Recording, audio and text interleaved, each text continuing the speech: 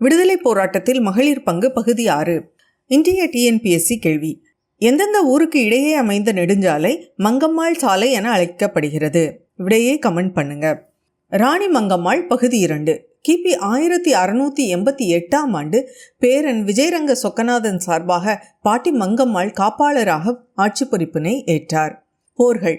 மதுரை நாயக்கர் அரசுக்கு செலுத்த வேண்டிய திரைப்பொருட்களை செலுத்தாத திருவிதாங்கூர் மன்னர் ரவிவர்மாவை தனது தளபதி நரசப்பையா உதவியுடன் தோற்கடித்து திரைப்பொருள் மற்றும் பொன், பீரங்கி முதலிய பொருட்களையும் மதுரைக்கு கொண்டு வந்தார்.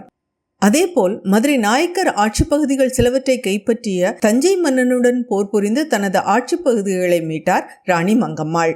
மைசூர் மன்னன் சிக்கதேவராயன் காவிரியின் குறுக்கே அணை கட்டிய போது மங்கம்மாள் தஞ்சையுடனான பகையை மறந்து மைசூர் மீது படையெடுக்க தஞ்சை மதுரை கூட்டுப்படை ஒன்றை உருவாக்கினார்.